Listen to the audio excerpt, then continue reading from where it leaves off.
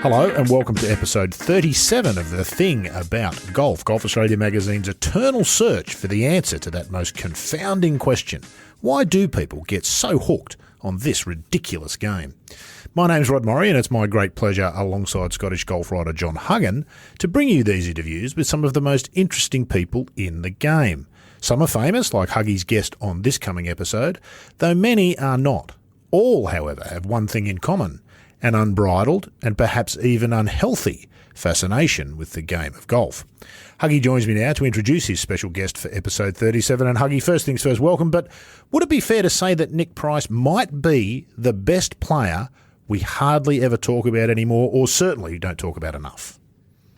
Well, that's certainly true, but I think he has to take some of the blame for that. I mean, he kind of walked away earlier than certainly I would have liked him to. He stopped playing in the Open, I think, in 2005, which is a long time ago. And he kind of just dabbled in the senior tour for a bit, and then, you know, for his own reasons, he kind of walked away from it. He retired from competitive golf, although I think he still plays in the father and son jamboree at the end of the year in December. I think he played with his son just a couple of months ago. So he's not gone completely, and obviously he's had maintained a profile with his involvement in the President's Cup. He's been non-playing captain, I think, 3 times, and he's on the USGA executive committee as well. So he's still involved in golf, but we don't see him playing much, which is, I share your grief at that. I think I miss watching Nick Price hit the golf ball.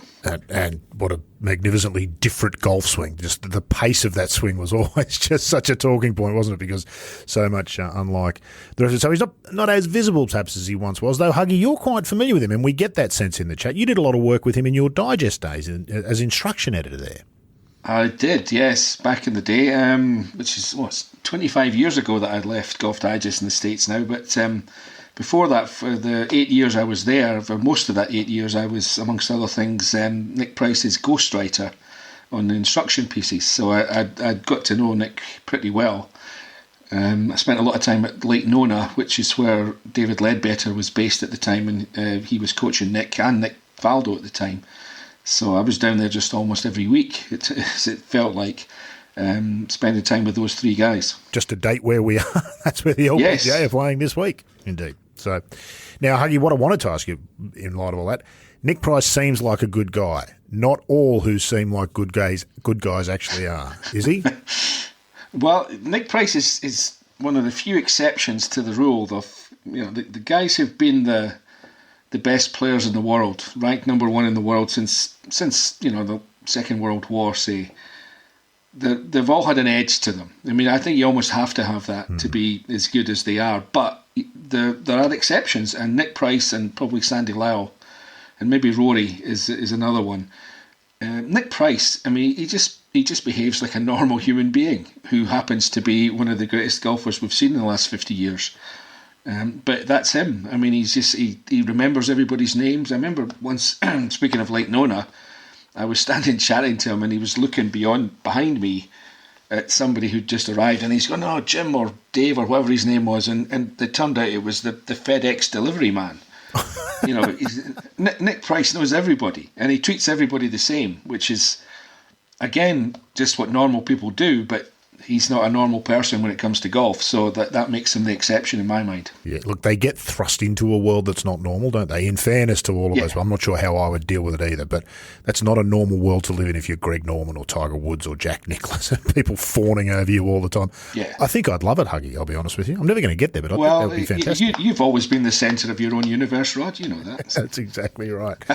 Exactly right. He, of course, came from quite humble beginnings as well, Nick Price. Did an actual stint in war. Now, he doesn't talk about it a lot anywhere, and he doesn't talk about it a lot in this interview. One can only assume that must explain some of that down-to-earthness that he's retained, I would think. Yeah, I mean, he's seen the dark side of life, if you like. When he was in, I think he was in the Air Force, the Rhodesian Air Force. Like most people who've been involved in wars, I'm not sure it's his favourite subject. No. And so I kept away from it to a large extent, but because I've talked to him before about that, and he was never very keen. So it's I don't blame him. I mean, who wants to talk about that stuff? Absolutely, I can only imagine. But I guess the point being, it gives him a real perspective on golf, perhaps, that some of those others we just mentioned maybe haven't had necessarily through life. So that might explain. Well, he's a terrific fella. Certainly, that's what comes through from this interview. Most enjoyable interview. Is there anything that you didn't get to with Nick that you want to quickly tell us now? Because you always forget something. You did it with Callahan. You always forget a story or something. Is there anything you missed with Nick, or is it all in here? Because it's a long one. It is, yeah. I mean, I think we pretty much covered everything, although with the best interviews, we could have kept going, I'm sure. Very much. But I had my list of questions, and I pretty much ticked everything off the list by the time we got there. But he's very engaging. I mean, he's just such a nice guy. I mean, I hate that sounds awfully bland. Nice is not the most evocative sort of the adjective you can use about anybody, but he's just a terrific guy to talk to. You could see yourself, and hopefully that'll come across in the interview. Everybody who's listening to it could hopefully see themselves sitting at a table with a cup of coffee, or whatever, just having a chat with Nick. And a bit like your last guest, Laura Davies, I reckon he'd jump up and head to the bar when it was his shout. He's absolutely, he'd be first there. Yeah, he'd be first there, indeed. Well, anybody who hasn't seen or isn't familiar with, if you're a bit younger and you not really familiar with Nick Price, which might be all your fault, go to YouTube and have a look. Just perhaps one of the best ball strikers ever. Huggy, would that be fair to say?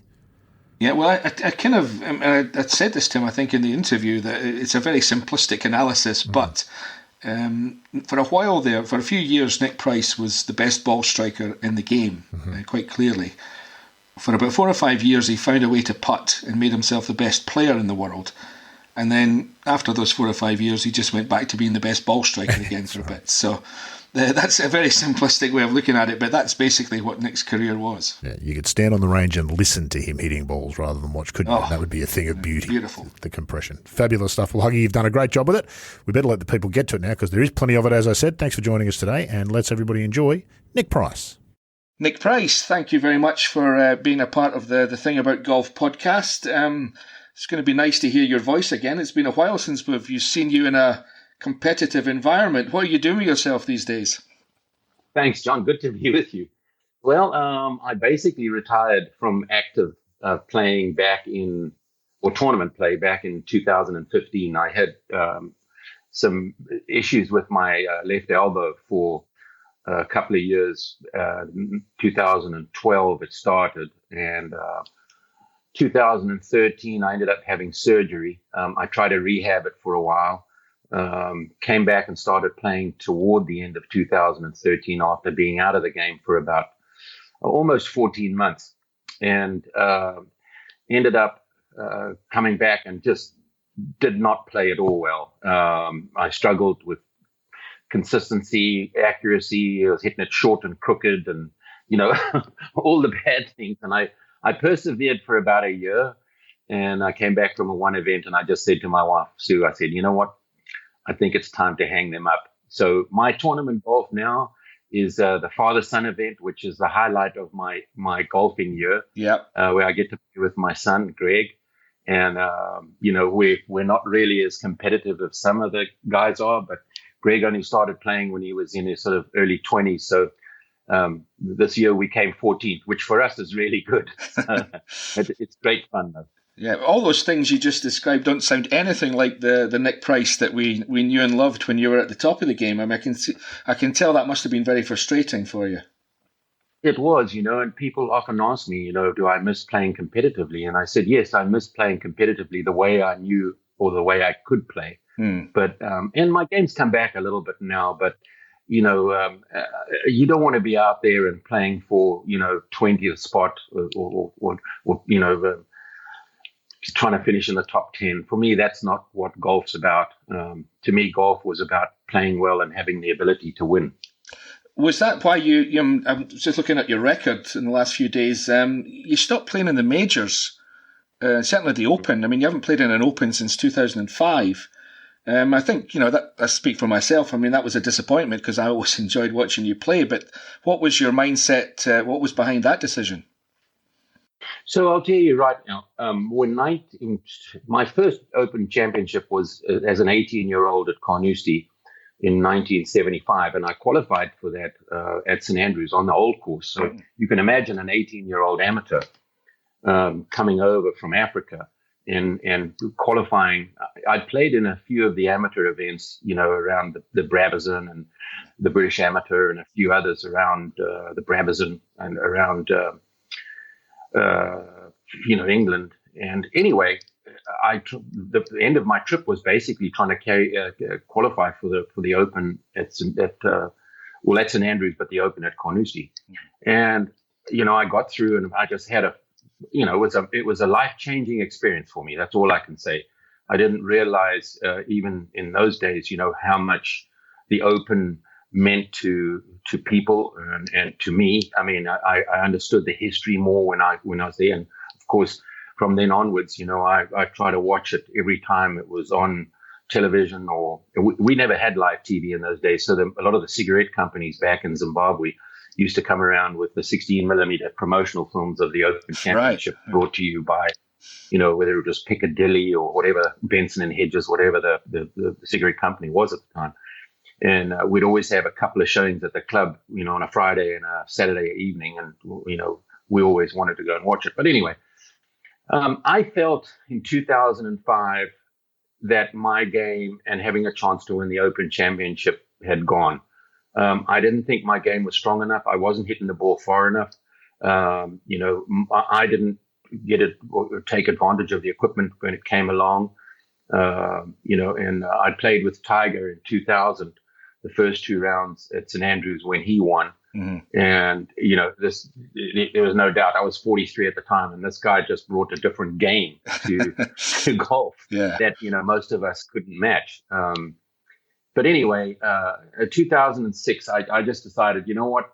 I didn't want to take up another spot for someone who may be able to enjoy that experience, whether he was an 18-year-old amateur or a club pro who makes the qualifying.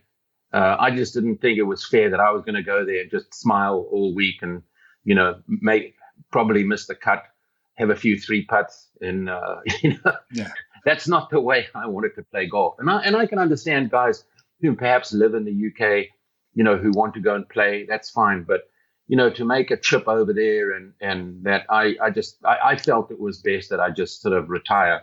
And so I've taken a bit of stick from it, over the years from people, my friends in England. But I think once you explain to them the enormity of the moment or qualifying for a youngster for the Open Championship, I'd rather give that spot to one of those guys, who could really enjoy it.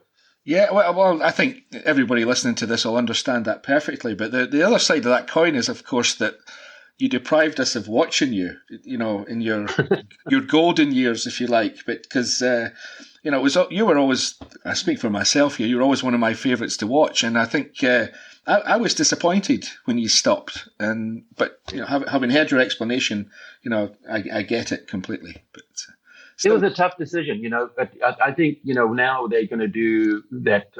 What is it? The 150 year celebration next year. I think it is at St Andrews, and they're going to have a 4-hole, little exhibition match, which I would be happy to play in, because last time they had it, I had a really bad elbow, and I couldn't play.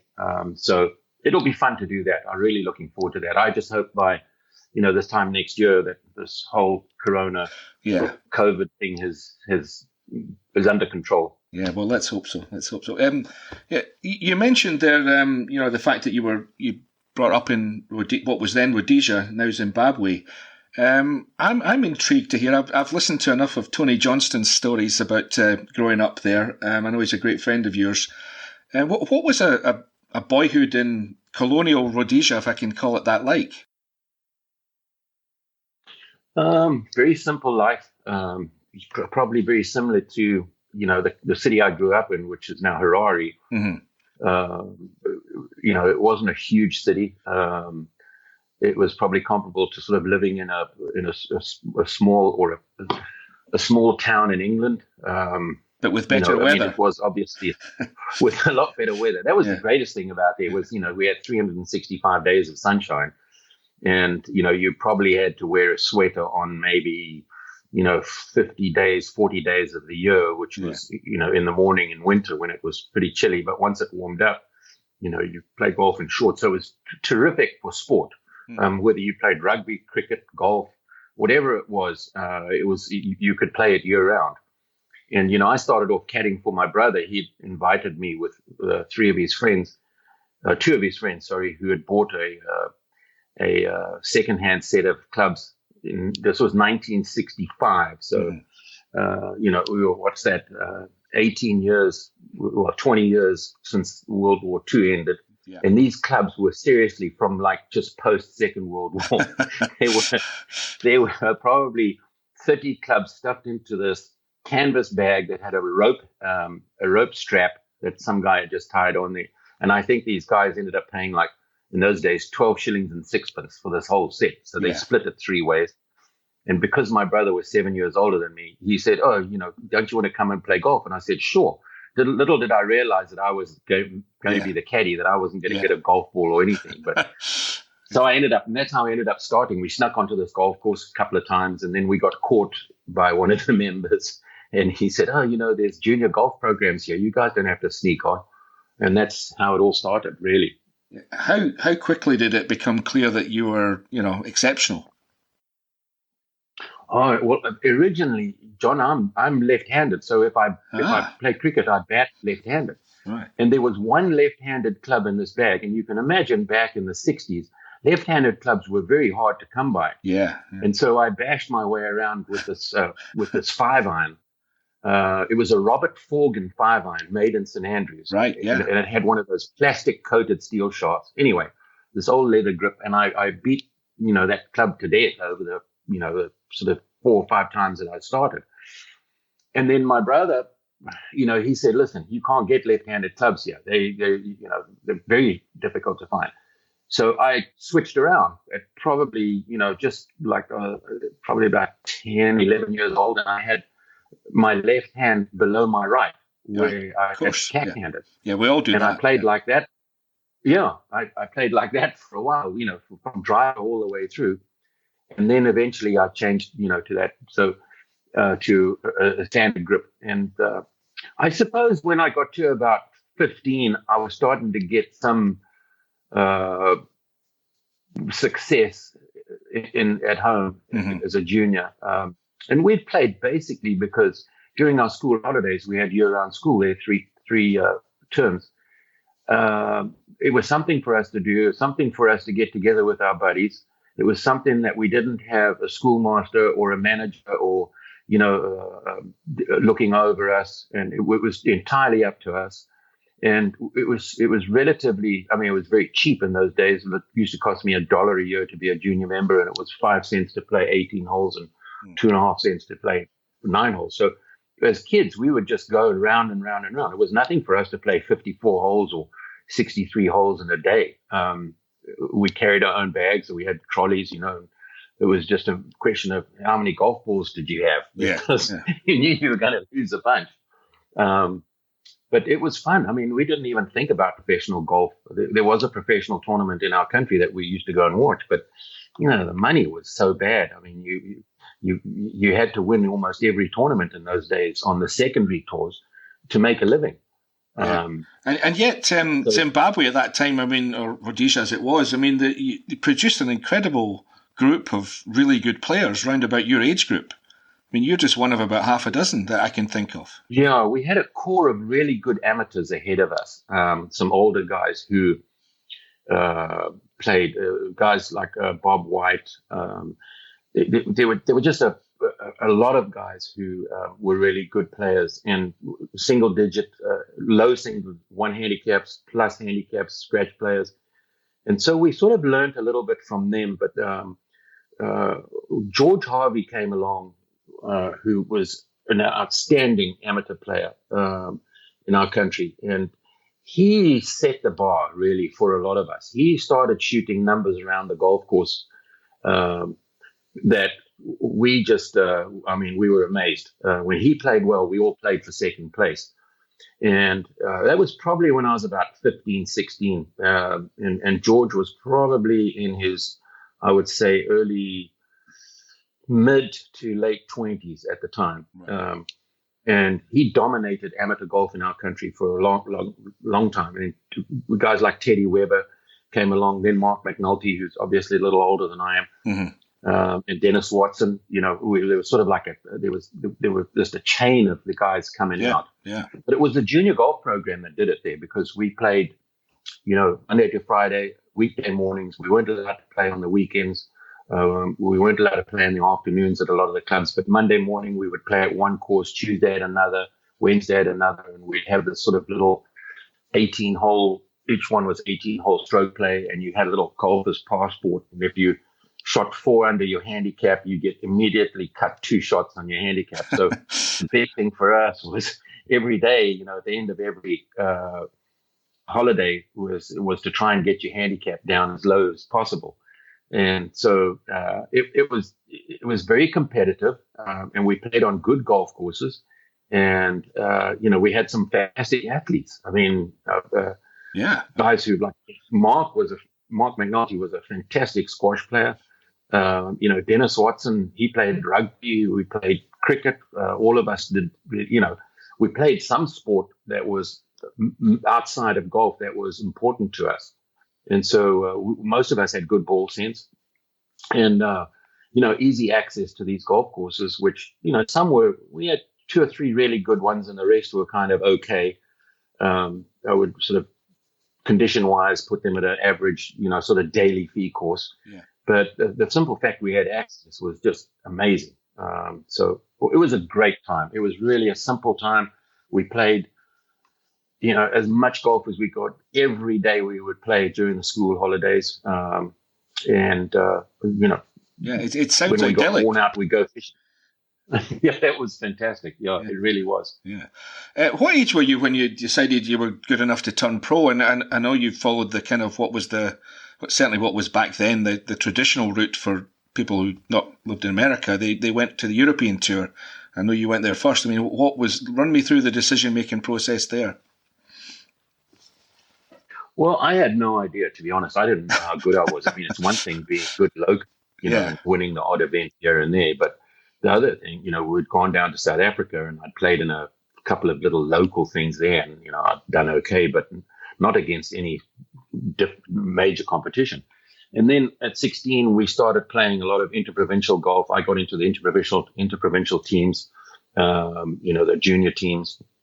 I started playing a lot of match play and that. And then Fred Beaver, my good friend, he'd gone over in 1973 to the Junior World in San Diego. And He came back and he said, Nick, you've got to go. You've got to go. So how am I going to go? My mom's got no money. My dad had died in 1967. I said, there's no way I can afford a trip like that. He said, no, they give you, if you can find someone else to go with you, you get $500. You get $250 each towards your air ticket and your expenses, and you stay with people there and whatever.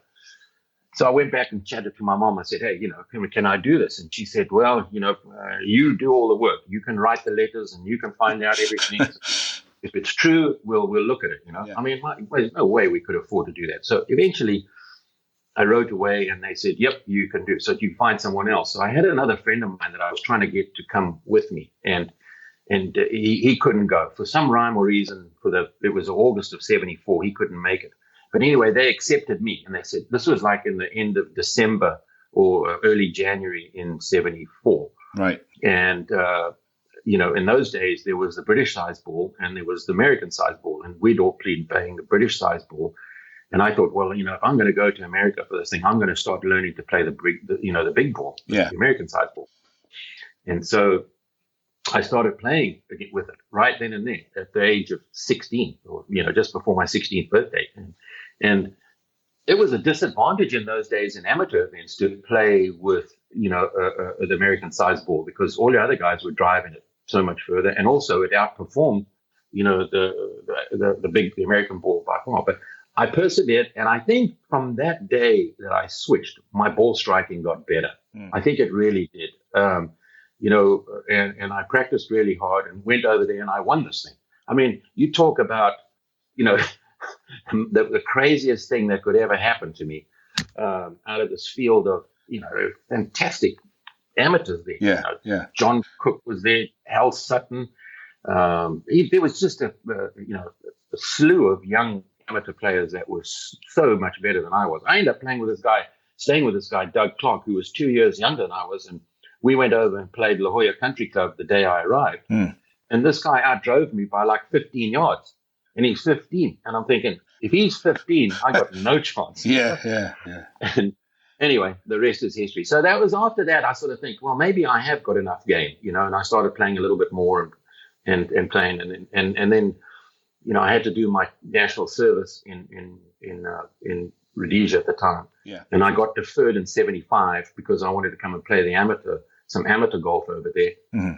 And I did. And, the highlight I got to the quarterfinals of the British Amateur at Hoylake, and Mark James beat me. And then went on to lose to Vinnie Giles in the final. That's right, yeah. But that was the highlight of my whole, making it to the British Open at Carnoustie was the highlight. The rest of it, I played terrible. I really played awful. It was raining, it was windy, it was cold. It was total different conditions to what I'd grown up in. We'd grown up in very benign, beautiful weather. So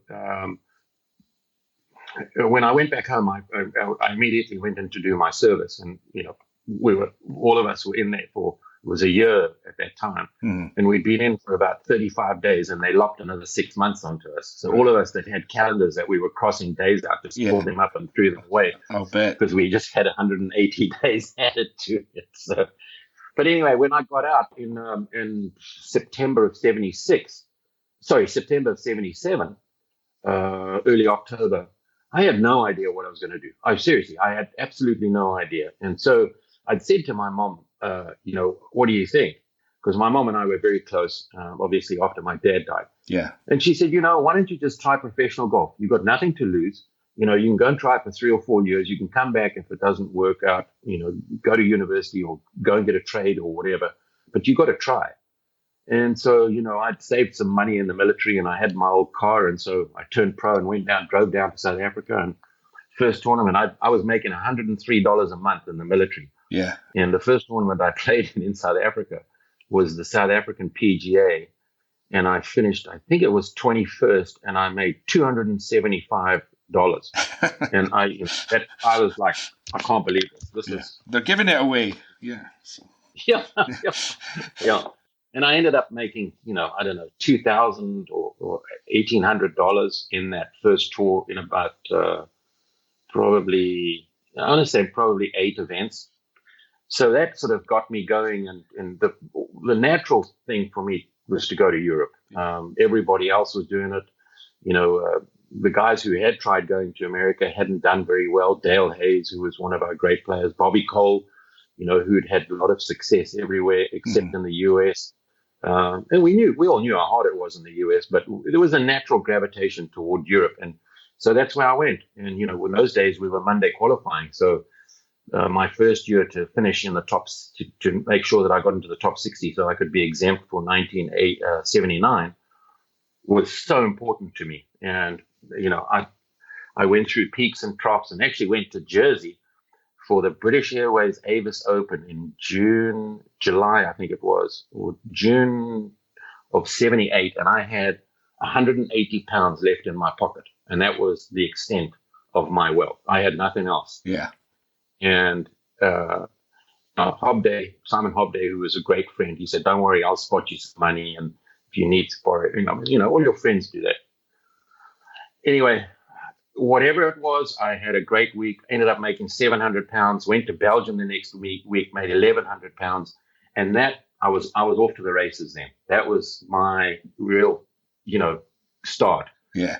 And because we measured, it was 200 pounds, 220 pounds a week to play a tournament in those days. And you measured your success in the early days about how much money you had in the bank, which would be how many tournaments you could play. So if you had $2,500, basically you had, 2,500 pounds, you had 10 tournaments ahead of you. Yeah. So that's how we worked. Anyway, I was getting into the top 60. And we went to, right after the Open, which was at St. Andrews that year, which I played and made the cut in. We went to Holland, and I ended up finishing second in Holland. But if you remember, then they had a strike. Yes. The players had a strike there. And so the tournament was a 54-hole event. and the money didn't count. So here I was like 50th on the order of merit, and if I had money had counted, I would have been well into the top, sort of 30, and and that didn't count. So I stuck around. I just wanted to go back home and go and try and put in practice what I'd learned over there, from watching Sevi and watching all the great players around at that time. But to go to a warmer climate where I could just sit back, look back, and say, "This is what I'm going to do." So anyway, that's how I ended up getting to Europe. Before we, in preparation for this chat, I was looking at your record, obviously, and I was going to suggest to you that the 1983 World Series of Golf in America would not obviously not the biggest event you'd ever won, but maybe the most important in your career. But you're putting me right on that. It sounds like there's 4 or 5 more important weeks than that one. I don't care what anyone says, but that first professional win that you get, it just confirms, or reassures you that you have chosen the right profession. And I was lucky because I won a tournament in South Africa at the end of 1979. And it was a 54-hole event, but it was an official event on the South African tour called the ASENG, the Associated Engineering Tournament. And I won by like 5 shots, and I beat all the best players, that were there then, Bioki, Bland, you name it, all of the really good players that we had playing, Dale Hayes. And that was a real milestone for me, because then I knew that I was in, the right profession. And then winning in Switzerland, in Europe in 1980, after having been close in probably 4 or 5 occasions in Europe in 78 and 79, winning in Switzerland was also a huge milestone for me. So I've got every place that I played, I have to thank it, because it was an opportunity. Yeah. In passing, Nick, again, looking at your record, I picked up on something that I hadn't realised, but you were not a man that anybody would want to play against in a playoff. Did you ever lose a playoff? Oh my goodness, it's nothing but playoff wins all over the place. I don't know. I think I lost the Western Open. In fact, I lost the Western Open twice. Tom Kite beat me in 1985, I think it was, 85 or 86. We were playing at the Butler in Chicago. Yeah. And then I lost to Robert Allenby in the Western Open in, I think it was 2000 or 2001. And that had changed then. We'd gone to Cog Hill. And so I had won 2 previous Western Opens. So, there was something about Chicago and golf courses there that I really loved. So, but I can't think of any of the others. Your record's littered with playoff wins. I couldn't believe it. I'm surprised to hear that you lost even one. So. Well, I think, that all comes, when you have all that match play as a youngster and as an amateur, I think that always bodes well to those who, get into match play situations. So, I don't want to gloss over too much about Europe, but what took you to America from Europe? Was it just the obvious next kind of stepping stone? To be honest, John, it was the weather in Europe. Yeah. The weather, the conditions, the condition of a lot of the golf courses in those days, the way we played, was terrible. We used to get flyers out the fairway. We'd get mud balls. Yeah. It was very, very trying conditions. And, I felt like in 80, 81, I'd sort of topped out. I didn't feel like I was improving the way I wanted to. In fact, in 81, I had a really sort of down year where I worked twice as hard and got half the reward.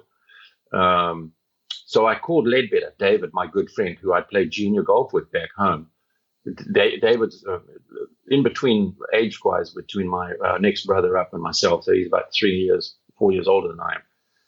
And I played with him at Royal Salisbury in a junior event I was 11, so it was 1968, and he was 15, and I couldn't believe how well this guy played, Anyway, we became very good friends before we started as a teacher-pupil thing.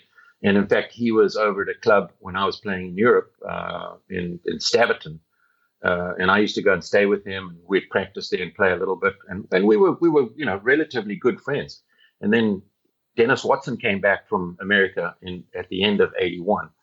And I looked at his golf swing. He had gone through tour school there and basically had enough of European weather as well. And he said, I looked at him. I said, I can't believe what your golf swing looks like. He said, well, I went to see David. So I said, do you think he'll see me? I said, he said, phone him. So I phoned David, and I went there in the beginning of '82, right after the South African tour finished. Yeah. And I spent a month with him just working on my golf swing because I was originally only going to spend 2 weeks there. And then when I saw, how many extraneous moves I had in my golf swing. Well, I've seen your instruction book, Nick, and there's a sequence in there of your old swing, if we can put it that way. Never mind Nick Faldo, who came along later with David Ledbetter. David's, the changes he made to your swing were huge, it seemed like. Well, absolutely. And, it was in the long run, it took a long time. I mean, those sort of changes that you made, I don't want to say changes because you can't really change your golf swing. The golf swing you're given for the rest of your life. What you do is you refine it. Yeah. And you get rid of all of those extra movements. And if you have a look, my golf swing today is, there's still all of those idiosyncrasies of flattening the club out, getting a little steep in the backswing, flattening it out on the way down, being very square at impact. There's a lot of things that are exactly the same. The thing is, when you have all those extra moves, it's harder to replicate. Yeah. And in fact, that one swing sequence was taken in 1981 in Germany. And, my legs were going all over the place and it was terrible. I thought it was something else. So I knew what I had to work on. So David was fantastic. He said, look, he was also a startup rookie teacher. I mean, he was stuff that we worked on originally that we would never work on today. We did it. That's what we felt was right. But we worked so hard on the plane of my golf swing. And, I went back to Europe in June. So I was in America, April, May, sort of came back end of May, I think it was. And then played like 3 or 4 events, not very well. But I got to the tournament at the Belfry. I think it was the State Express Open, which was a week before the British Open, which was at Troon that year. And I found something. I'd been all over the place and I'd sort of play well for 9 holes and then the next 9 wouldn't be. I'd been all over and I found something and I just started hitting it really well. And so got to the Open Championship at Troon and just played my life out. I mean, I played my heart out for 68 holes. And, to have gone from where I was at the beginning of 1982 to suddenly being thrust in this limelight of, major championship pressure.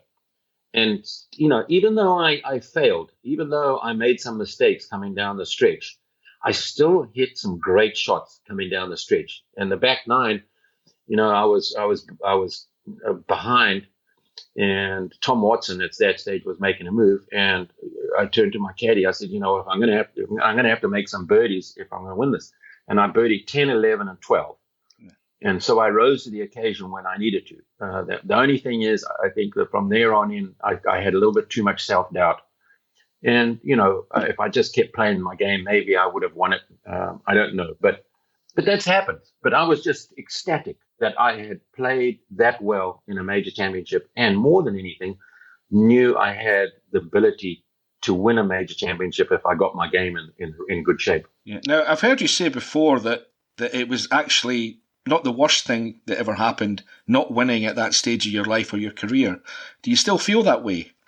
Yeah, I think the determination and the drive, I think it would have been harder for me with the pressure I had on me to accept what's the word I'm looking for, to accept the responsibility and also live up to the quality of playing as a major champion. Yeah. I think that was really hard. So the motivation that I had, was basically, I'm telling myself, that happens again, I'm going to win. I'm telling you, I'm going to win. That was my motivation.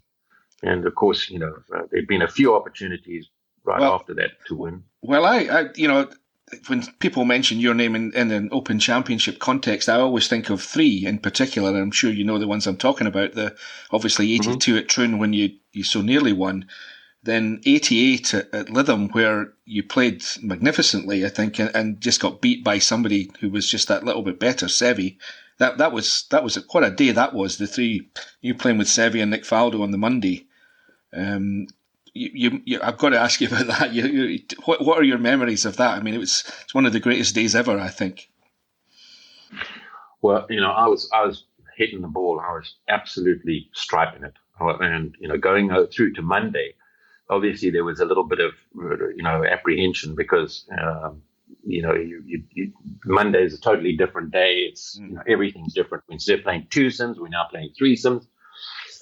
And but my game was great. I went and warmed up, hit the ball great, got out there and just hit the ball solid the first 6 holes, and made an eagle on number 7, par 5. Along Seve made eagle as well, but he holed a longer putt. I think I hit it in about 6-7 feet, and he hit it about 20 feet behind the hole. He made his, and I made mine. And at that stage, I think we were like 4 shots clear of Nick Faldo, and we just knew that it was going to be between, him and me. I mean, Nick wasn't playing well, and he wasn't behaving very well either. But I'm shocked to hear. Shocked. Yeah. And we and Seve and I just went into our own little balls. We went into our own little zones, and we just knew, it was punch, counter punch, and eventually the guy, he just hit so many beautiful golf shots. But what he did that impressed me so much that day was he finished off with the putter. Every time he needed to make a putt, he did. And that was a life-changing experience for me, because I realized after I had come second, that in order for me to win a major championship, I really had to start working on my short game more. My long game from tee to green was as good as anybody's, but I just really needed to work on my short game more and more. And that's what started it. And, it took me 3 years, 2.5 years before 91 rolled around and I started winning. And, once I started winning, the rest was history. Yeah, there was certainly no shame in losing that day in 88 to somebody playing at the level that Seve played at. It was incredible stuff. I wanted to ask, I've always wanted to ask you, what was going through your mind when you hit that incredible chip on the 18th? Well, what actually happened. If you go back and look at the 18th hole, I was one back, and I can tell you now, I was as calm on that 18th tee, that 72nd hole, talking to you as I am now, and I even surprised myself. But I was in this. I knew I had so much confidence in the way I was hitting the ball, and he had the honor because he'd birdied 16 with probably one of the most beautiful little 9-9 shots I'd ever seen in my life. Yeah, he stiffed it. It was he hit it, inches, and it should have gone in. And he came off his tee shot on 18. And I swear, I thought he'd hit it in that bunker. There's a pot bunker on the right-hand side. And I promise, I knew he mishit it. And I thought that is in that pot bunker because we didn't see it bounce. We didn't see anything. And I stood up there and just rifled the tee shot right down the middle of the fairway. And we get up there and, I'm kind of looking where Seve is. And the next thing I see, he's actually carried the bunker and he's got a shot. And he's in there, the grass that he's in is a foot long, but he's got a lie. He can hit it out. He was very fortunate in that, A, it didn't go in the bunker because it must have just pitched on the back end of the bunker and gone into his, and B, he didn't get a terrible lie. Yeah. And he hit a really good shot over to the green to the backside. And I'm standing there with a 6-iron in the left half of the fairway. And there's not a breath of wind. And all I can think about is just hitting this stiff. I was so pumped up. Yeah. And it was going to be my way of hitting that shot that he'd hit on 16 and doing it to him on 18. Yeah. And I just rushed it. I was so excited about hitting it. I just rushed it and I pulled it. And I may have taken, 2 seconds less than I normally take. And I pulled it left. And I was so disappointed when I hit that shot because, I'd been hitting the ball so beautifully all day. and then he hit that chip shot. And, I knew, you don't give any of the great players, but particularly Sevi, you never give him an inch because he's going to shut you down. Yeah. And, it was probably one of the most brilliant chip shots you'll ever see ever. And under the circumstances, it was amazing. Again, I don't know how it didn't go in. Yeah. I've watched the film of that, I don't know how many times. And when the two of you shake hands at the end, Sevi's lips are going quite quickly. He's obviously saying something to you. What did he actually say to you? Well, he understood. I couldn't remember his exact words, but he basically said, "You played great today." And, you forced me to play as well as I did. And I said, yep. I said, I wanted to win as badly as you did. And he said, basically, you will win this one day. Mm-hmm. I'm sort of thinking, I'm 31 years old and thinking, I've had 2 cracks at it. When am I going to get another crack at it, Yeah. But anyway. Yeah, I mean, it must have been, obviously, it'd be hard to take at the time, but, obviously you've had plenty of time to think about it, and your perspective on it you must be very proud of that. I mean, if I'd played that well, you don't really, say you don't care if you win or not, but you come away, you must have been grown in stature inside at least. But it was so different, John, I'd had a couple of close shaves in major championships since 82. So the Open in 88 wasn't my second go around in a major championship because, I played with Trevino and Hubert Green at the PGA in 1985. Yeah. In the last group, 1986, I came close to winning the Masters. In 87, I played well in the PGA. So, I every now and then I was knocking on the door and having an opportunity to win. But the mindset have easily just sort of said, when am I ever going to win one of these? But which, I did feel for a short period of time, but I had to look at the positive side of it. I had to look at the way I played for 4 rounds. Yeah. And I had hit a very few loose shots. I'd hit the ball extremely well under severe pressure.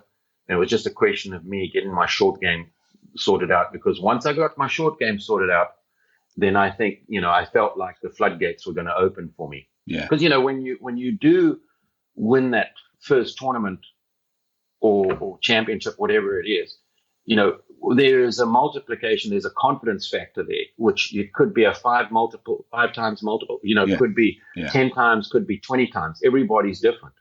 But for me, it was so significant. And I just started getting more and more confident in my ability.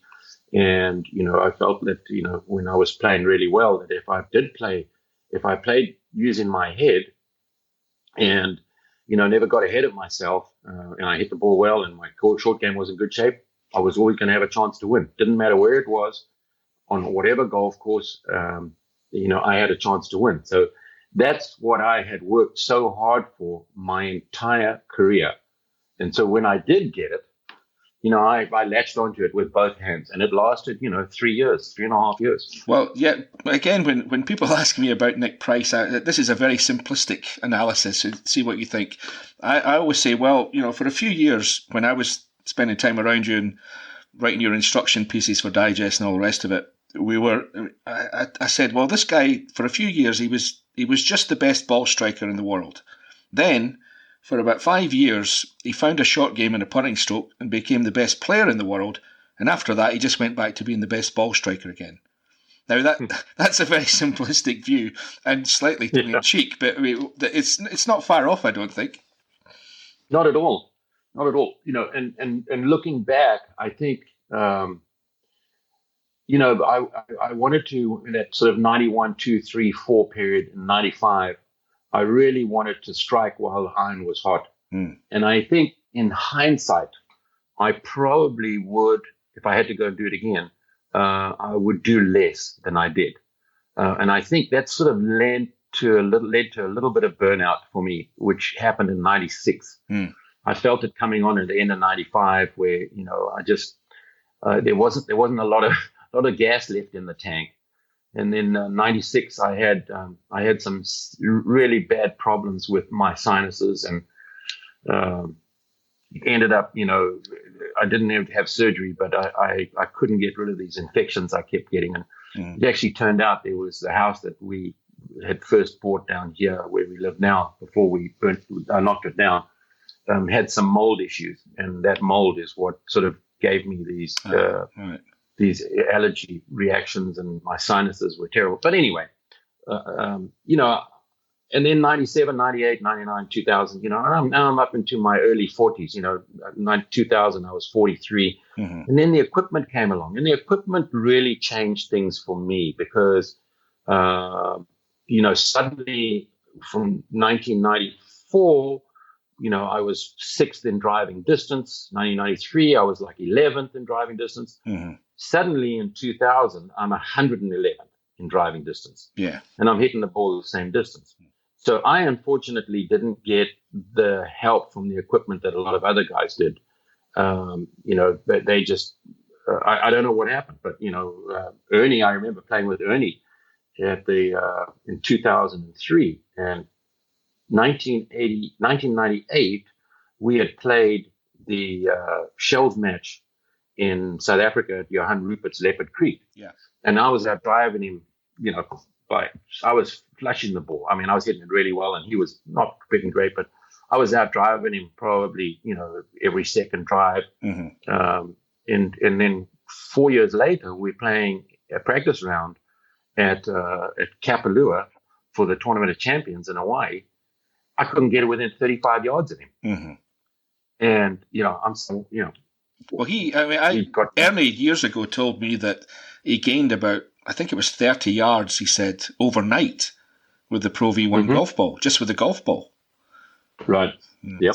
So that was obviously... And the driver, he matched up the driver and that with the ball, which, the guys were doing at that stage. And when I hit the Pro V1, with a big-headed or the titanium driver, I think I picked up like 4 yards, but I didn't hit it as straight as mine, so I just kept my old driver, So it's kind of weird, but anyway. Yeah, I wanted to get into that subject a little bit later on, but I wanted to briefly take you back to the period when you were ranked number 1 in the world and you were winning majors and things. I mean, how did you react to that? I mean, how did life change? I mean, did certainly in terms of the media, did you suddenly become an expert in politics, the economy, the rearing of children, all that kind of stuff? I mean, you tend to get asked all kinds of things when you're the best player in the world. Well, what was that like? Yeah, I've always tried to leave the comments or any comments to something that I know about. Yeah. I just look. It was difficult because there were so many demands on my time. There were people pulling at me from all directions and wanting me to come to this event and go and do this event. And please, can you come and get this award? And please, it was really hard in that respect. And that's what comes with a lot of success is the fact that there are more demands on your time. And so I tried to be really careful and do as much of a cross section of people that I could, so I would do charity events. I would do, just so that it was well rounded. I just felt that that's what I needed to do. And I think I ran myself a little thin. I was with Golf Digest, as you know, with them for a long time. But I was having other magazines from around the world come here and wanted to do, photo shoots and, swing things. And what are you working on? Your putting, your chipping, all instructional tapes and articles and videos. So it was hard. And as I say, I try to get a balance where I would do guys from Australia and I'd do another guy from Japan and I'd do, from UK. So that because I was a global golfer, I played golf everywhere. So I wanted to have a presence in all those places. But not only that, you can't, just because you're in the big theater, you can't forget the little guys. And certainly I've been a little guy for most of my career. So I always was partial to guys who, were starting out. But it was a difficult time. Definitely was a time of change, not only because of my game, but also off the course. On the other hand, without getting too specific here, because it's your business, but the money must have been a huge jump at that time for you. There'd be appearance money and, playing all the big events. Yeah. I mean, how big of a change did that bring to your life? Well, I didn't really, I was obviously thinking, we're making a lot of money here, but I didn't want to back off. I just wanted to just keep going. And it wasn't motivated monetarily. It was, I want to win. Yeah. Because I played for so many years in my career where I hadn't been a consistent winner. And now all of a sudden, I was winning 5, 6, 7 tournaments a year, Yeah. Around the world. And I didn't want that to stop. I'd worked so hard to get to this level that I didn't want it to end. But obviously the money, it made a huge difference. But, compared to what the guys are making now. Yeah. Yeah, I can imagine. Dustin Johnson made more in 1 year last year than I made in my entire career. Yeah, I can imagine. Yes. How important to you, just was winning the Open after as you said, we've covered the two near things, but is that still the biggest thing in your competitive life, was winning the Open at Turnberry? That summer of '94, I played about as well as I think it's humanly possible. I think I won, 5 events in like 9 weeks or 10 weeks, including 2 majors. So it was a bit of a whirlwind. Mm-hmm. A whirlwind. But to be honest, that was the Open Championship was the highlight and the pinnacle of my career. To me, having been so close so many times, not only just those 2 occasions in '81 and '88, but I'd had another, '93 when Greg won and the Royal St. George's. I played well there. I think I finished 5th or 4th there, had a chance to win.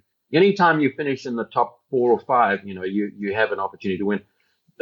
When Feldo won at Muirfield, I think it was in '91, I played really well there. I just putted so poorly the last sort of 27 holes. Mm-hmm. But anyway, winning that Open Championship, and particularly the way I did at the end there, John, was something that, I was never really a charger. I was always a sort of a good front runner or being around the lead. But, the way I finished those last, 7 holes was just, I played them in 4 under par. So, that's what you have to do to win major championships. Yeah. What's your I got a bit of help from Jasper, obviously. You did, yeah. Made a mistake. Yeah. What's your estimate of how long that putt you hold on the 17th green was? How far was that? Oh, no, they measured it. They said it was 52 feet, I think it was. Wow. Well, yeah. I mean, I've heard some people say it was 100-footer, but, anyway, that's how that gets. That's a different time zone. That's it. Yeah. But so anyway, just to round off the Open, what did it? How emotional did you get? Were there any tears shed that evening when you won? If you have a look at the video, that 18th hole after I made that putt, you could see I held my putter above my head, and sort of in victory, and you could see my eyes were watering up there. It meant an awful lot to me. I think the best thing I ever said about when that acceptance speech was, 1982 I had the left hand on it, and 1988 I had the right hand on it, and finally, 12 years later, I've got both hands on it, and it was a huge relief for me. And like I say, winning in the way I won it, I felt like, Arnold Palmer. There was a lot of things that I felt like that day, but to come charging from behind and win. I mean, I think there's nothing better than making a 20-footer or a putt on the 18th hole to win by a shot. But after I made that eagle putt, my heart rate, I was running around the green and jumping up and down. I was so excited. My heart rate probably went to like 250 or whatever, and I still had number 18 to play. Yeah. So it was tough in that respect, and I had to gather myself, and I used all the experience, that I'd sort of gleaned over the years when I got to that 18th hole and just stood up there and ripped a 3-iron off the tee and hit it. It was very firm and fast, but I hit it about 250 yards and then hit the 7-iron in the middle of the green. I played the 18th hole perfectly. So yeah. Squeaky, your caddy, who's sadly no longer with us. I mean, what words of advice was he calming you down between 17th green and 18th tee? What was being said at that point? Yeah, no, he said, "Come on, Nick." He was a fantastic caddy, as you know. But he said, "Come on, Nick, we've still got 18 to play. Let's get going. We've got to focus." And, I mean, I was back in there with him. We were very, very good at being able to stay in the moment, and we snapped back into it. And we got on the tee, and he was sort of whispered in my ear, routine, just get back into your routine, which I did. I was so disciplined at that stage, but it's always nice when you got someone reminding you of that. Yeah. And so I got back into my routine, and like I say, played the 18th hole about as picture perfect that you could with a one-shot lead. Yeah. I want to jump now from that to the President's Cup. You've had a long involvement in a couple of roles, playing and captaining in the President's Cup. I'm always intrigued by the contrast in the American team's record in the President's Cup versus the Ryder Cup. I know you must have an insight into why the international team's only won once in all the time that's been going on. I mean, it's intriguing to me because there's obvious problems with players coming from so many different countries and different languages and all the rest of it. It's to become bonded as a team must be difficult, I would imagine. But the quality of the players has always been there, and it's difficult. Is there a single reason why the Americans have dominated so much? Well, indirectly, we're all playing for our countries, but we're not really representing our countries as an international team. The difficulty is, because we draw from, so many different countries, there is continuity at the top half of our team. So, the top 6, 7 guys are pretty much the same guys that you're going to have every 2 years. Jason Day, Charles Schwartzer, Louis. Yeah. My day was Ernie, myself, Greg, Norman. VG. But the tail end of the team are guys who are coming out, a lot of them for the first time. And they're a little bit like deer in headlights. They don't really understand what's going on. And it's difficult in that respect. We play more points in the President's Cup than you do in the Ryder Cup. Yeah. So that exposes us a little bit more to the bottom of our players. So the more your bottom players play, I think we went down to 84th on the world ranking for our last pick in 2017. And the guy, the American counterpart, who was 12th spot, was 33rd in the world ranking. Yeah. So there's quite a disparity there, because those two players are really like a half a shot apart in performance. So the odds are, that the more they play number 10, 11, 12, the better chance they've got. Having said that, the difficulty, because Europe doesn't always have a really strong team, but they are playing for something. They are playing for the European tour. Yeah. And there's so much emotion there where, we go out there not to beat the Americans. We go out there to try and win the President's Cup. It's a totally different mentality. That's true. We do want to beat the Americans. We do. But we go out there, we're trying to win the cup. Whereas everyone in Europe that plays on that team, they want to beat the Americans. And the Americans want to beat the European team. Mm-hmm. So that's where there's so much passion. And, that kind of passion brings out the best in a lot of players.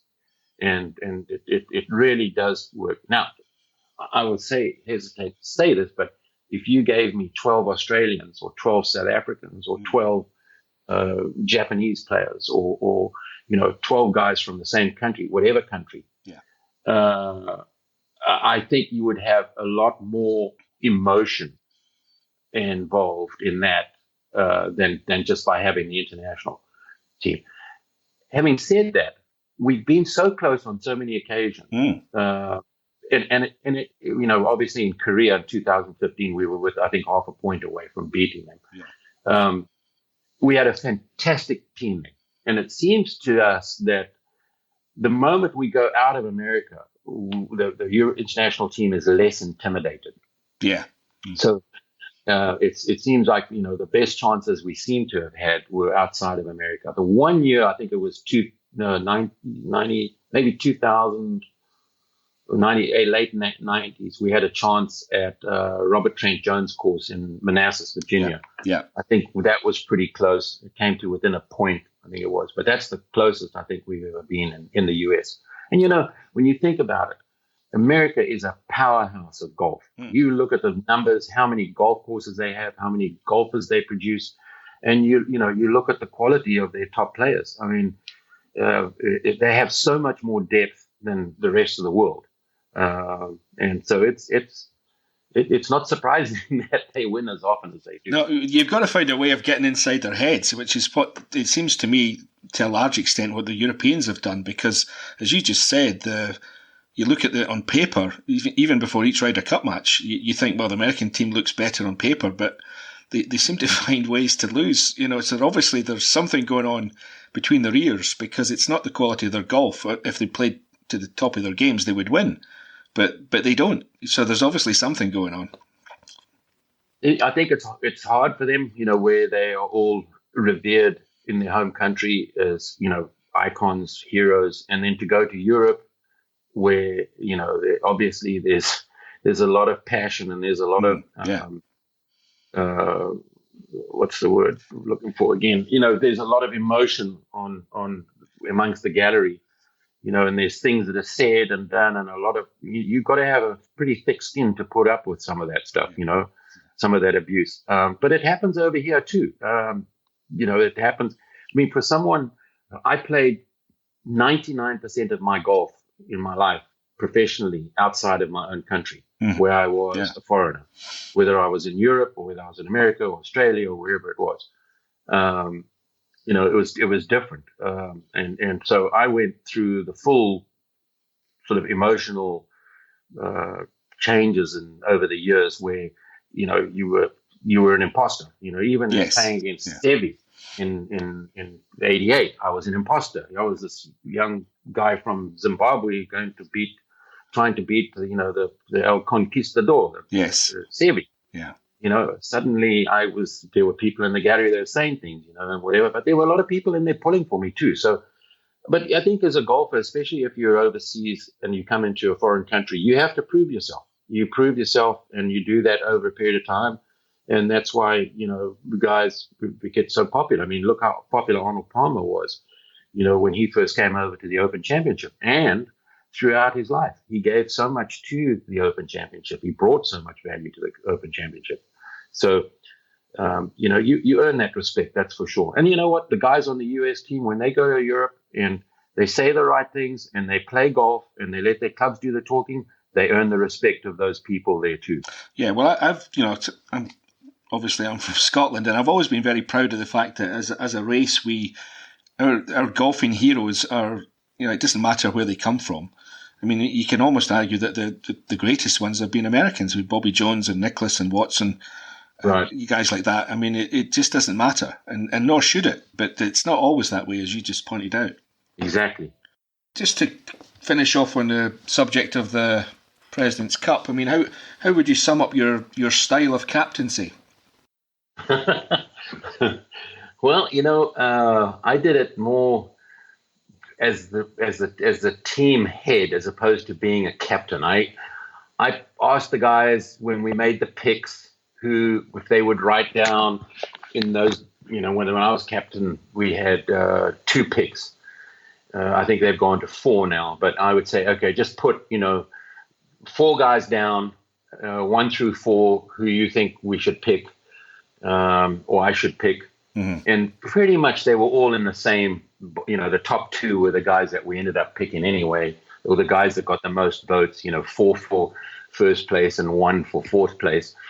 It was pretty much, it was easy to do, but I tried to be a team captain as opposed to a captain of a team. Does that make sense? Yeah. I wanted to be, guys, I want to hear, any of your grievances or the good things. Tell us the good stories. I want anything that you think can help. And then obviously, when you make the picks each day, there's some guys who are very offended they're not playing, and that's a tough thing to do. But you just tell them, hey, you're either better in the stroke play, in the alternate shot, or you're better in the best ball, whatever it may be. And I want to save you for that, whatever it may be. And the guys who are playing poorly, they're quite happy to sit out sometimes. But you're dealing with 12 very strong characters and guys who are successful. It was great fun for me, though.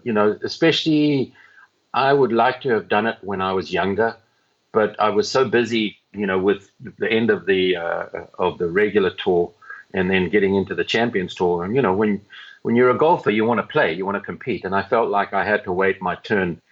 Greg did the 2 years. Greg Norman did the 2 years, or the two Presidents Cup before me, and he's older than I am, and he deserved that, to get it ahead of me. But it was great fun, and especially now, having got to know Jason Day a lot better, got to know Louis Oosthuizen and Charles Schwartzel and Brandon Grayson, and Siwoo Kim, and you name it, Adam Hadwin, all the young guys. It was great fun being part of that, and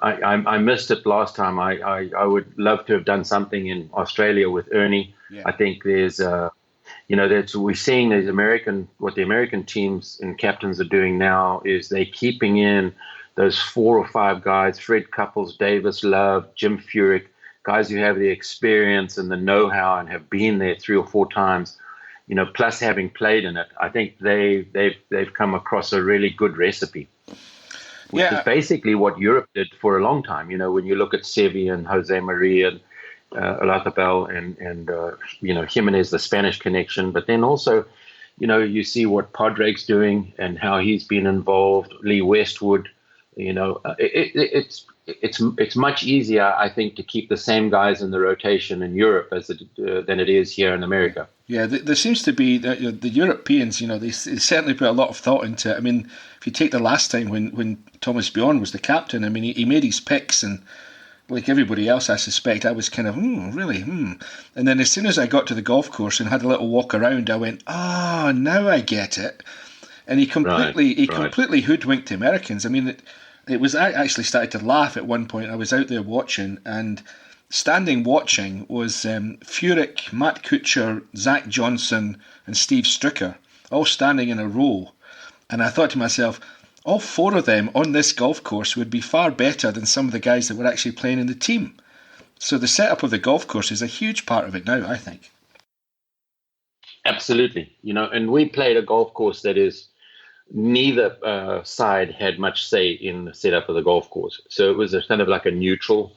Now, I don't know if that's good or bad. I kind of like the way Europe do it, and America, that you can grow the rough up, or you may not have any rough or whatever. I mean, certainly, the home ground sets the battlefield, and I kind of like that. Yeah, the danger though, Nick, is that if you look at the last few results of the Ryder Cup, with the exception of Medina, which was extraordinary, the home team have been winning quite comfortably. There's a danger in that if you set it up, they get too much say in setting it up. They can almost not guarantee, obviously, nothing's guaranteed in golf, but they can certainly make themselves strong favourites when they're playing at home, and the whole thing might lose a bit of its appeal if they do too much of that. Yeah, it could. The greatest thing about the Ryder Cup, as opposed to any of the other team matches, is that you want it to come down to one putt with the last group on the last green, every time you have the event. And it's amazing how many times that's happened. Yeah. How many times it's come to the 18th hole, with not necessarily the last group, but there's a putt on the 18th hole, or a shot that it determines who's going to win. And to me, that is what you watch it for. You watch it for 3 days, and it's so exciting, and there's so much great golf, and you look at the different characters and, the pairings that are done, and, you can sort of see the tension on the younger guys' faces and the older guys. Yeah. It's just a wonderful event. And, kudos to Seve, kudos to the European Tour for changing the format. Kudos to Jack Nicklaus. Yeah. And a lot of the American guys who, took an event that was floundering, I think is probably the best word, and turned it into this phenomenal matchup. It's just, I think it's such a wonderful event. And that's why, when Commissioner Fincham and Dean Beeman, came and said, listen, you guys want to do something with an international flavor. And we thought, absolutely. And that's why I think the President's Cup's been a lot of fun to play for both teams, but it really needs to be bounced around a little more. You need the winners to, the winning, to be honest, the international team should have probably won 4 or 5 times by now. Yeah. But it just hasn't happened. Yeah, the last time in Melbourne they were close. I mean, they pushed them all the way with again on paper a markedly inferior team. So it can be done, I think. There's nothing like that momentum and that inspiration from your team.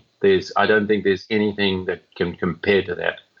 And when a team is inspired and motivated, I don't care if they are, 80th on the money list or on the world ranking.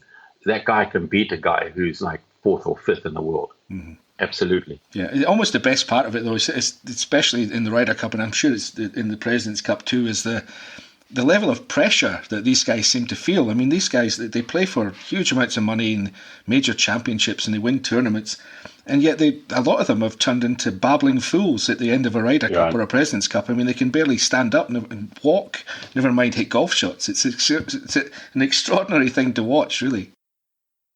It's the pressure. Even we don't have it nearly as much as playing.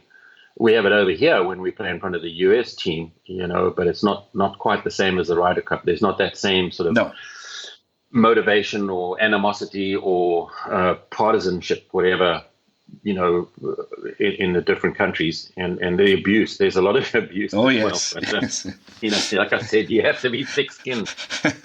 Yeah. Anyway, Nick, I wanted to turn, if we can, to your involvement with the USGA. How did that come about, and what was your motivation for getting involved? So Mike Davis and I go back quite a way. I have a mutual friend of ours, Hollis Kavanagh, who, when Mike came down here to Jupiter, 6-7 years ago, we became friends and we went out for dinner quite a lot, and we spoke about what was happening with the game, the equipment, and what and obviously I've been quite vocal about it. The change that we all know there was going to be change in in the equipment, but it's come so rapidly, and it's kind of taken everyone by surprise. But anyway, Mike and I discussed a lot of things, and then one day, I don't know, it was about 4 years ago. It was the end of 2017. He said, "Would I ever consider being on the USGA executive committee?" And at that stage, I had retired from the game. I still do a lot of corporate golf and outings. And I said, well, let me think about it. And I spoke to my wife and I spoke to some friends about it. And I thought, this would be a nice thing. I asked, how much time it would require. And I thought, well, this would be a really good way of being able to maybe give something back to the game, obviously, but also to help, I think, the USGA in a situation where, they didn't have the greatest reputation in the past of dealing with professional golfers and the PGA Tour. And I thought if I could maybe just be a stepping stone or be a go-between the two, and so try and explain to them the mindset of the PGA Tour and the players, and make them understand a little bit. And this is a brand new USGA. When I say a brand new USGA, this is not the same USGA as we've seen in the past. Mike Davis has done a phenomenal job of, making sure that there's longer terms now. In times gone by, you could be on the exec committee for a year and then you wouldn't be invited back on again. Now it's a 3-year minimum commitment, which is great. So we've got continuity. The infrastructure of the actual organization is changed dramatically. There's a lot of more. There was a time back whenever that the exec committee would basically outline to the employees and the people, the executives in the USGA, or the full-time employees, that this was their job description and this is what they're going to do. Well, it's changed now. The initiative has now been taken by the guys like John Bodenhammer, Thomas Pagel, the employees. There's some wonderfully dedicated and incredibly intelligent people there. It's just the way the system was structured, I think, that sort of led it to, I don't know, to be ridiculed for some time. And it's changed, though. And I'm so happy to be a part of that. And now, obviously, with the equipment and the distance insight report that was just released last year, and now 3 days ago, the area of interest as to what the USGA and the RNA are going to do as an organization, as organizations to try and, I don't want to say draw a line in the sand, but to try and stop this continued increase in distance, because it is destroying the great golf courses that we've all come to love over the years. There are not many places like Augusta that can just add on, 400 yards at the drop of a hat. And, it's cost Augusta a lot of money because they've had to buy more land. Yeah. But mind you, Nick, I would hate they've got plenty, let's be honest. Yeah, they're doing fine. They're doing fine. But I mean, you look at St Andrews. What do we do with St Andrews? The greatest, probably. I think if you had to ask me one other, place that if you had to win all four majors, you'd sort of have your dream of where you'd want to win them. You'd say maybe Pebble Beach for the US Open and PGA at Bolter's Roll, or and the Open Championship would be St Andrews. I mean, if I had to win another Open, I would love it. If I'd ever had to win another Open, I would love to have won one at St Andrews. And that's not, sort of not giving or crediting Turnberry, because I think Turnberry's a phenomenal golf course. But there's just that aura of St Andrews. Yeah. Now, what happens if we go to the Open and, I don't think it's going to be too long now. We worked it out the other day that with the current, if the conditions at St Andrews are right, where we have a nice summer, it's firm, you have a little bit of a breeze, it's not out of the question that these guys can drive it on 7 par 4s. Well, I can't get anybody to the R&A to admit to this, of course, but I think they share my concerns, is that, as you just said, if they get decent weather and people are going to break 60.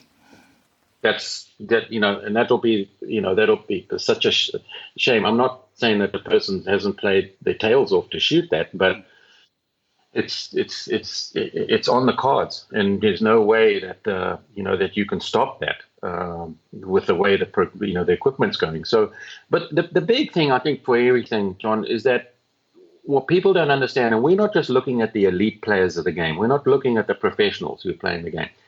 We're looking at 18-year-olds who are 10 handicaps and 20-year-olds that are 15 handicaps that are hitting the ball 320 yards.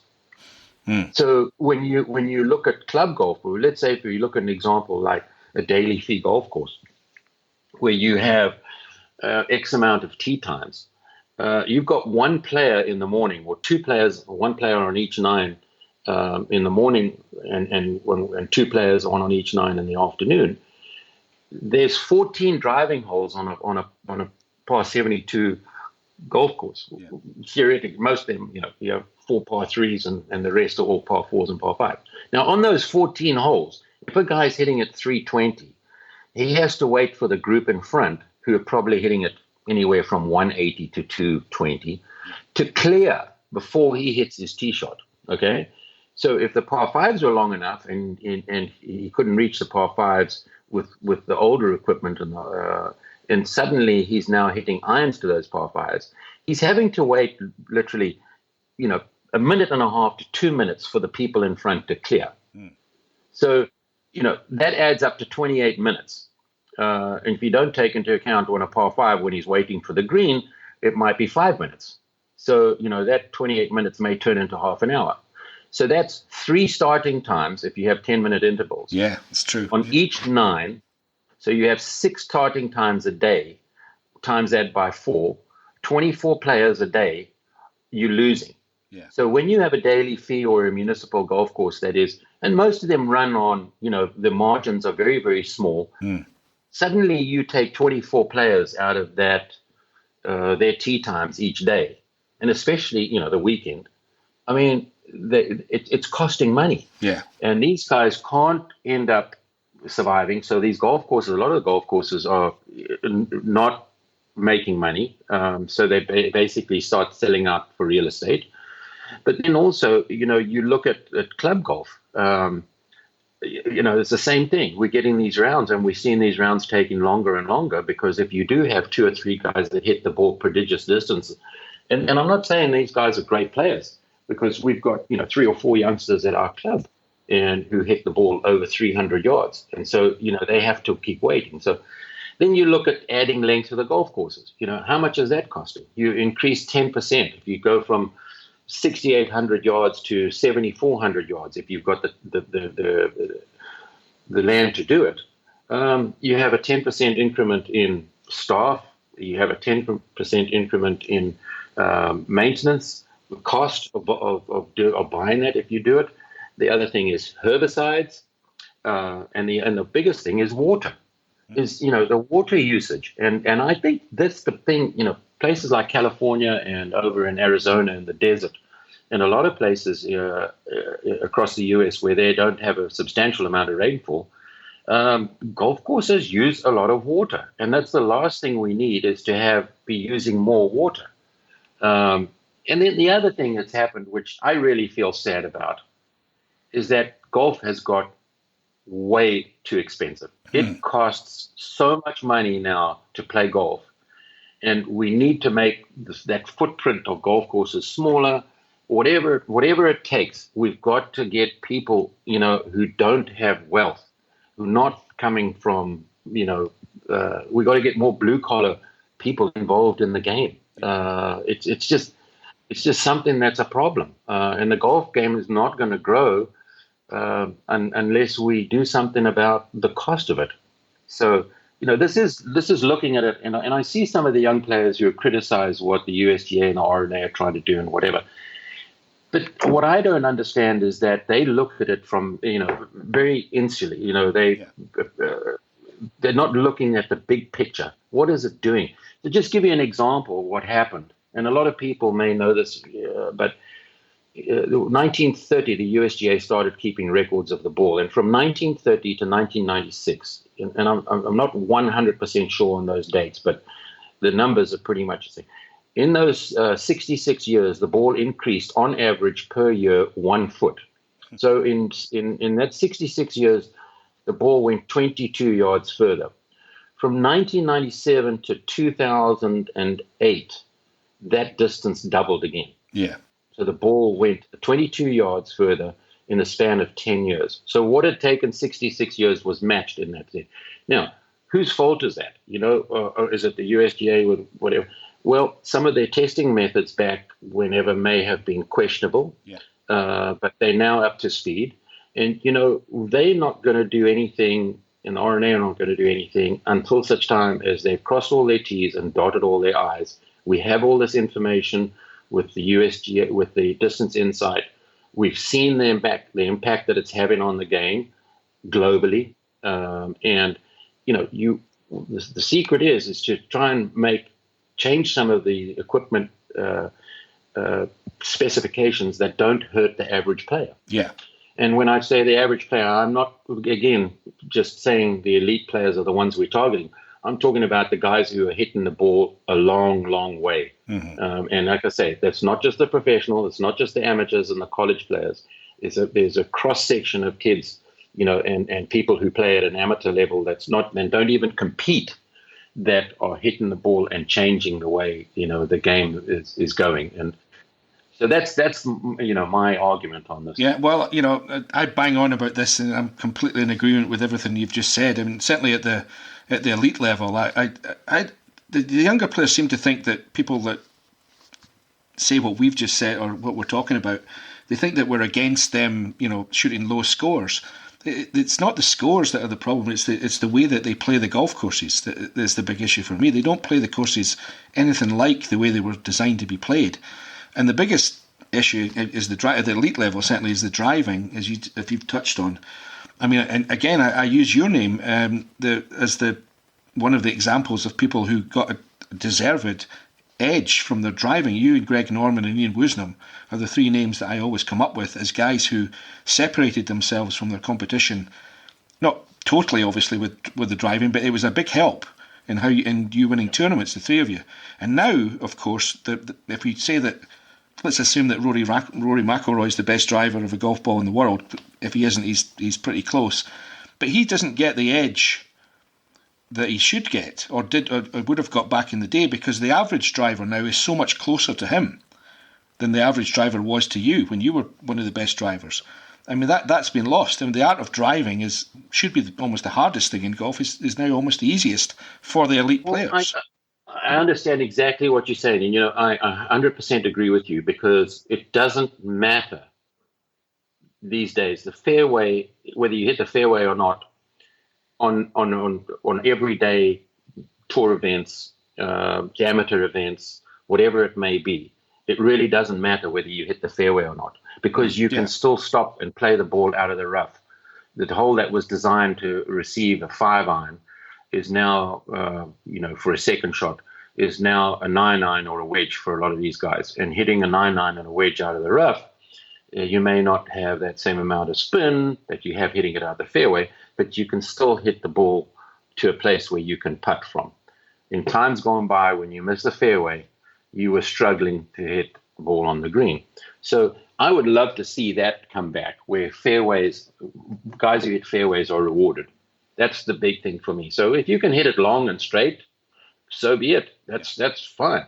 But just to freewheel it just because the advantage is to get it, 30 yards further down the fairway and there's very little rough, then you start looking at this is not the strategy that most architects wanted the players to stick to when they played. Yeah. I mean, you and I are talking during the tournament that's going on in Saudi Arabia at the moment, and I was watching it on television today.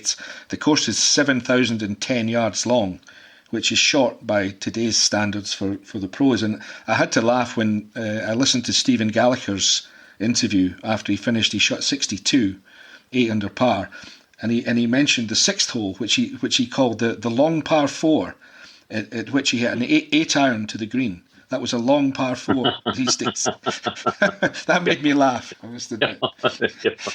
Yeah. Well, in theory, there's very few holes, par 5s, that are 3-shotters for the amateurs, the pros. If you hit the ball 320 yards or 330 yards, you hit in your 3-wood another 270. So that's 600 yards. You can count on your hand how many par 5s there are that are played at 600 yards in competitive golf. 580, 590, that seems to be, a long par 5 these days. And the guys a lot of them are hitting irons to those. So, but that's to digress back to whatever. We're talking different about, I think, the distance insight and what's happening with the tour.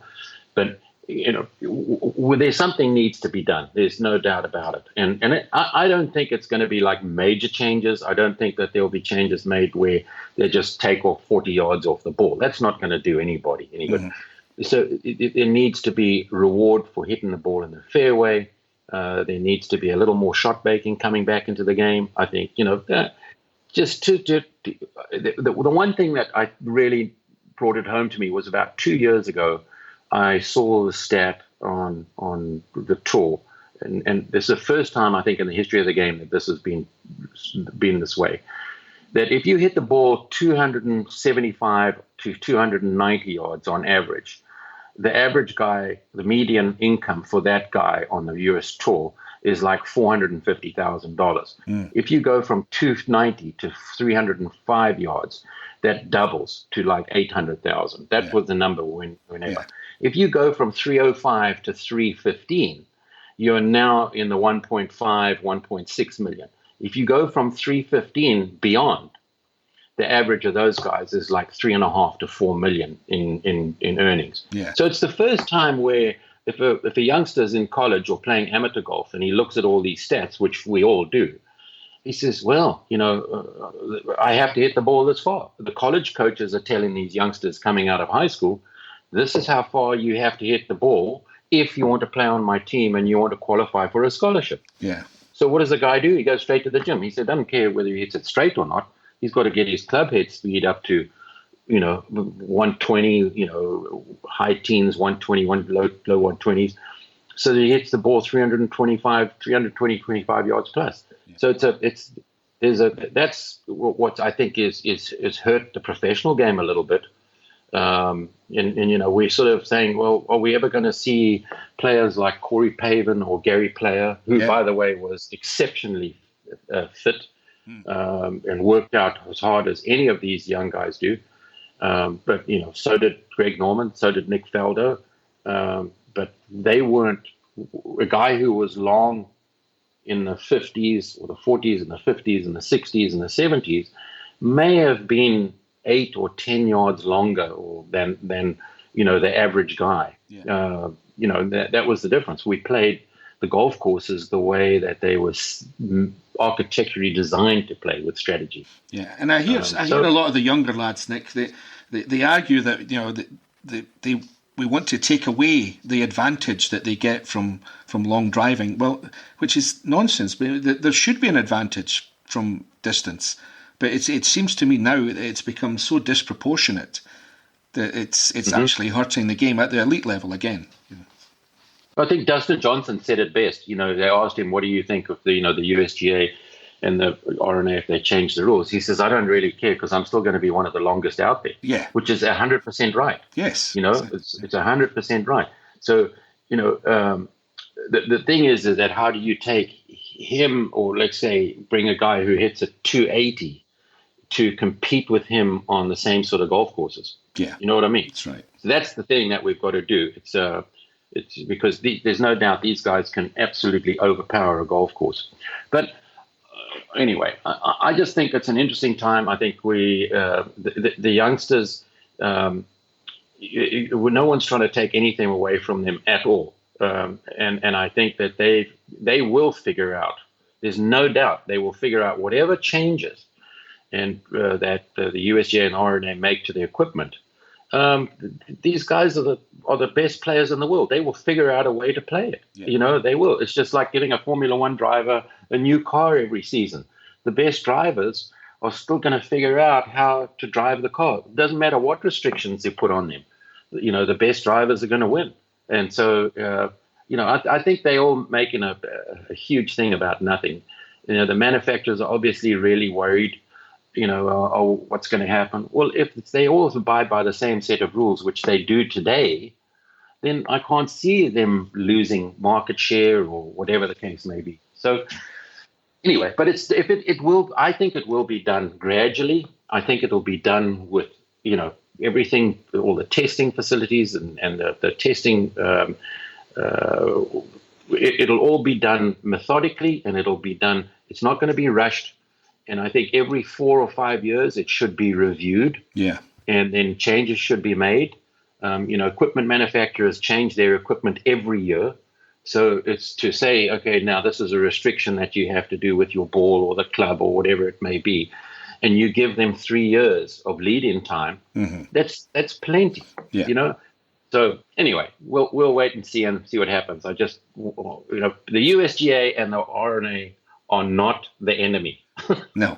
As long as people might think, we're not the enemy. We're not doing things. We're trying to protect the integrity and the golf of the great golf courses, because it'd be very sad if in 20 years' time or 30 years' time, with the current trend that we're seeing, that we would lose so many fantastic golf courses. Well, I've said that too. I mean, where are they going to play? That's the thing. It mystifies me. Anyway, Nick, I'm conscious of the fact that you've been incredibly generous with your time, but I have 2 very quick questions to finish with. I did want to ask you about the 1986 Masters. You had a putt on the 18th green for a 62. That I've watched this many times, and how did that ball not go in? Tell me about that. I have no idea.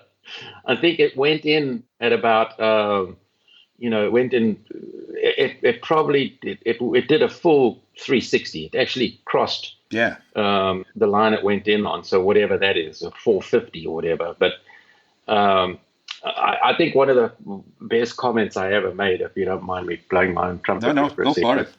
When you get to the media and you're pretty nervous, especially as I was, I was a youngster at those days, and the one guy asked me, he said, well, what do you think happened? Exactly what you said.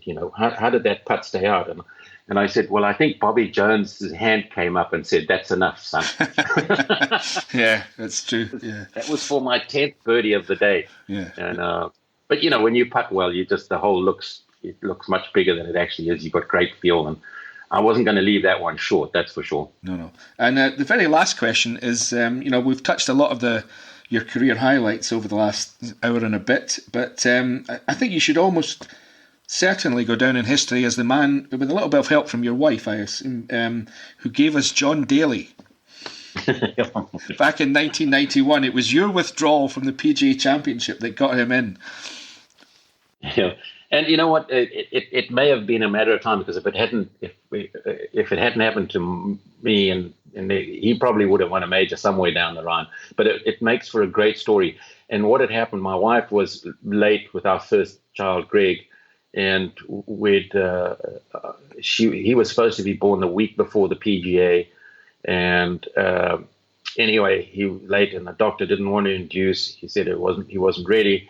And so on a Tuesday, I phoned up in the afternoon because I wanted a person, who's going to get my replacement, who's going to be replacing me, to at least have a practice round. Yeah.